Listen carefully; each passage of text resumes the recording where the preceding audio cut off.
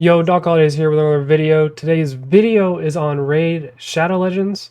In the past, I've done overall reviews and gameplays on gacha style games, specifically one called Naruto Fighting the Fight.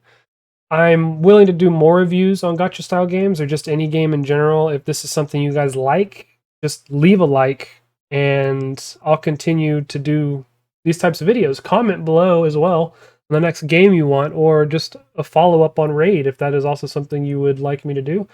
I appreciate all the support. Make sure you like and subscribe, and cue the intro. This world shall know pain. Almighty push.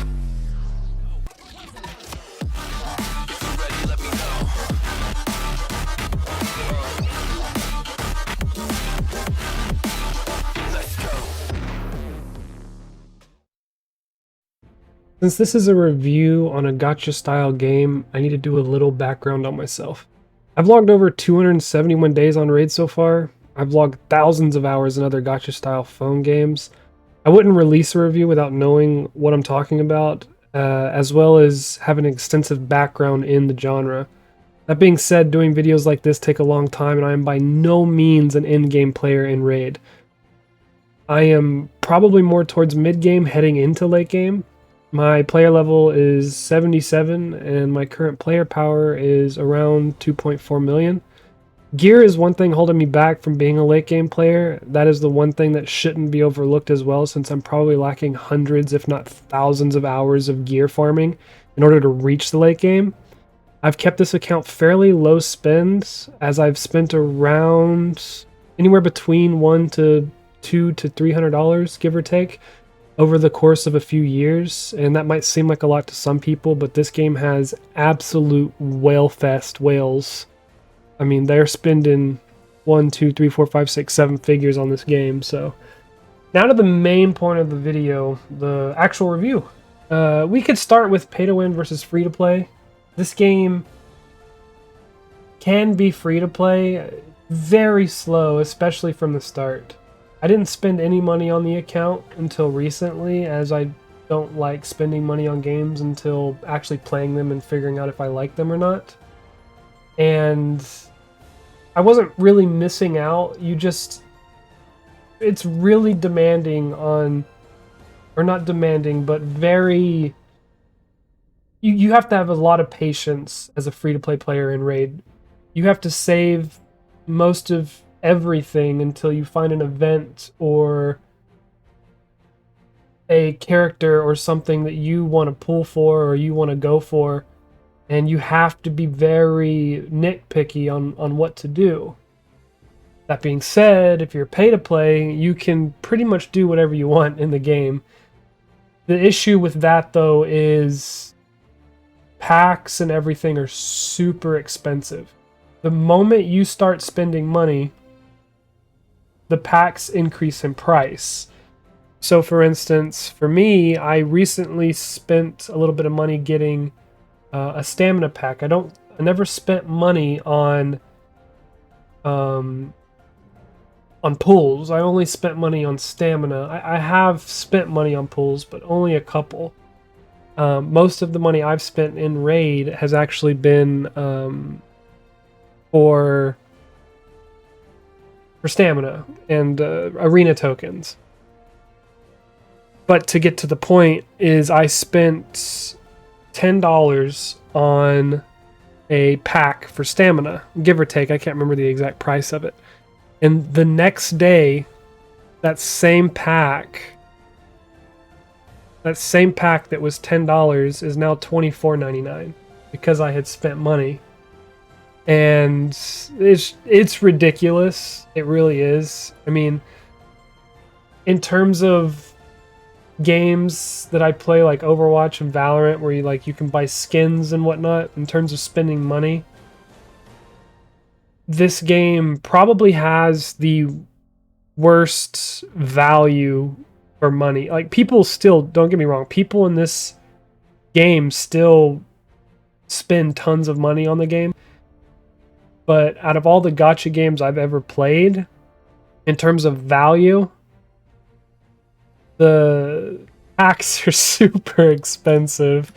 I think I had a pack today, like $100 for 30 pools for void characters, which voids are rare, and you get 10 legendary skill tomes. Legendary skill tomes are very hard to come by, especially as a free-to-play. But $100 for pretty much 10 tomes, that's not even enough for most legend. Tomes are to upgrade your character's skills. That's not even enough to upgrade most champion skills fully.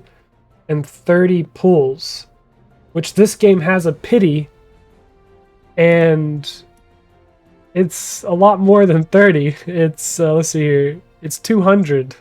So you don't really get much value out of these packs, in my opinion. Okay, let's talk about tournaments now. This will be short and sweet. They're pretty boring and repetitive and way too frequent. The rewards in the tournaments aren't even that good, and when they are somewhat decent, it takes way too many materials in order to get to the good rewards. When I say repetitive, the tournaments and events are literally just copy and paste over the week repeatedly. Champion Chase, Fire Knight, Dungeon Divers, Champion Training, just to name a couple.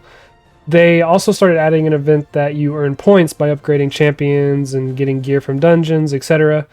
But those aren't even worth it because they hardly give you good enough rewards for the number of materials you need to unlock stuff. Overall, the tournaments are very lackluster, and they need a little bit of originality to them in order for me to really recommend tournaments. There's a common saying in Raid where you need to double dip, meaning if there's a tournament going on at the same time as, an event to get like a character, then you should definitely do those, because that's more bang for your buck versus doing these tournaments and events solo by themselves without doing anything else. Let's start with Arena now. To be honest, Arena can be pretty repetitive and boring as well, especially when you first start the game. It's easy when you're in Bronze and Silver now. When I first started the game, once you hit Silver, it was pretty much impossible to climb because all the in-game, late-game teams were in Silver and Gold because they really had a bad arena. The arena isn't much better, but it has gotten better since then because they fixed some issues. However, it's still pretty hard once you reach a certain point, and in some ways very tedious. Now you can get to gold quickly, but the issue is that the strong teams are in gold. So even if you don't deserve gold or should be in gold due to your player power, you still get there pretty quickly. You might think that's a good thing, but it's actually a bad thing. Farming, like I was saying earlier with tournaments, you have arena tournaments, and you also have something called Clan v Clan, and you can earn Great Hall medals, and you use them during Clan v Clan to get more points, to get your Clan v Clan rewards.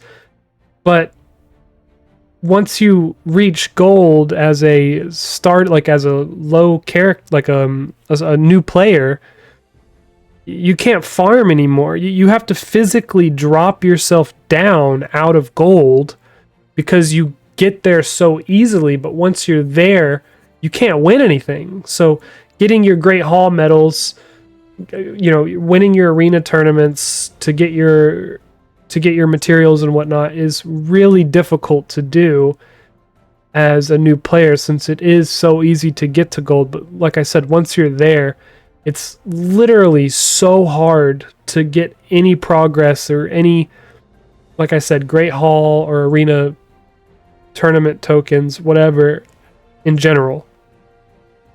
Moving on to bosses. This is where the game actually starts to get fun, in my opinion. Building characters for each dungeon and trying to get specific speed tunes and builds is quite enjoyable. The game does an excellent job of providing multiple options for teams to beat higher end bosses like Dragon, Spider, Fire Knight, Ice Golem, etc. Although there are some characters that make the boss faster to beat, you don't necessarily need them to beat these dungeons. You just need characters that do a specific job. For instance, in Dragon, Poisons is one of the best ways to kill the boss. And one of your starter characters, Kale, which is, who I would recommend as a starter for you to choose, has an AoE nuke for waves going up to the boss and has a lot of poisons in his utility. So he's actually, if built properly, really good for Dragon specifically. And Dragon is where you will be getting most of, or all of, your speed gear and lifesteal gear. Speed gear is gear you'll use up until late game. You want to find your speed rolls, your 2, 3, 4 hits into speed. And lifesteal gear is early mid-game gear where if you don't have, designated survivability for stuff like Clan Boss, you need that lifesteal gear to keep you up, to keep you alive, keep you healthy. Now let's talk about Clan Boss, which is arguably my favorite place. This is where you get 90% of your shards to pull characters. It's great putting together a team, speed tuning them and building them up. Clan Boss is pretty easy once you get your team going, but the strategy and the thought into going into making the team it's very, very enjoyable. I'm still upgrading my Clan Boss to this day. I'm trying to 1-key Ultra Nightmare, and currently I'm 2-keying it. By 1 or 2 keys, each difficulty of Clan Boss has a chest you can get daily. And that chest, you have to do a certain amount of damage daily in order to get, each chest of that specific tier of boss. And so since I'm doing a 2-key Ultra Nightmare, that means that I am doing 2 keys to get the max reward for that day. Keys refresh about every 6 hours. So normally what I do is I wake up to 2 keys, and then I use 2 more keys throughout the day. So I'll do my 2 Ultra Nightmare chests in the morning when I wake up, and then pretty much before I go to bed, I do 2 more on Nightmare so that I get 2 different chests of top tier gear. Recently, they actually added a new clan boss called Hydra, which is a pretty end-game boss, to say the least. I can only 1-key the easiest tier. I can't even 4-key the other levels. The only reason I even do Hydra is to get a gear set called Stone Skin and also fragments for a character called Mithrala. Since you can get a legendary Void character, which are rare characters, from doing Hydra. And Stone Skin gear is actually one of the best gears, or I guess most used gear in Arena, especially high-end Plat Arena. On the topic of Mithrala and characters, let's take a moment to appreciate character designs. I have to say the art team behind this game is really talented. The newer characters look amazing and their abilities are super cool. However, some of the older characters could use an update in terms of graphics and abilities, as they're very choppy and outdated. Overall, I really like the realistic style that they're going for, and even though characters may have similar jobs in terms of, your AoE defense downs or decrease attacks, your poisons, your nukers, etc., they do a really good job of making them unique in terms of style and ability. Now let's talk about some quality of life improvements I think the game could use. For starter, the game doesn't really allow you to chill out. It's a mobile game, but you're expected to pay attention almost 100% of the time, other than your 50 daily battles that you get for free. It's a mobile game. For example, when you're ranking up a character or ascending them, you should have an auto button for it.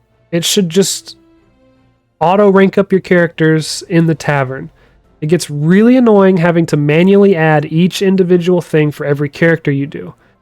And on top of that, if you're a whale, which I am not, but if you are, we've all seen videos of people pulling thousands of shards.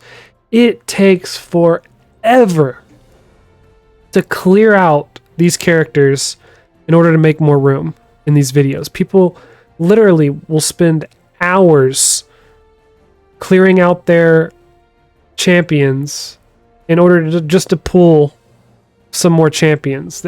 There's no reason for it. They have a currency called multi-battles that I was talking about just a second ago. I think that they should change the multi-battles into instant battles. They allow a program called RSL Helper, which pretty much lets you auto battles 24/7. If you have the energy for it, you can literally auto battle and sell your gear automatically all day, every day, 24/7. There's no point in having 50 auto battles. Just give us 50 skips. You instantly get the rewards immediately after you skip the battle. 50 free skips. It doesn't even have to be 50. It could be, 15, 20, 25 daily free skips. All in all, though, I really enjoy Raid. It definitely needs some improvements. It needs to be faster and more enjoyable for new players. There's quite literally no reason it should take weeks to upgrade your first 6-star. They need to change that. They need some sort of catch-up mechanics for people who just start off the game. The game is so daunting early because there's so much to do and it takes so long to do it. It shouldn't take hours at a time battling the same boss over and over and over again. And while the incentives late game, and while there are incentives late game, the rewards aren't that great. Plarium, the company that owns Raid, is very stingy when it comes to giving out rewards. They need to change this mentality to make the game more enjoyable for everybody. Late game, early game, mid game, whatever. So that's my review of Raid. I hope you enjoyed it and found it helpful. Please hit that like and subscribe button. It really helps a lot when you guys do that. If I missed anything or you want me to do a follow-up, let me know in the comments. If you want me to do a review on another game even, comment it down below and let me know and I'll take a look at it. Thanks for watching and have a good day. Peace.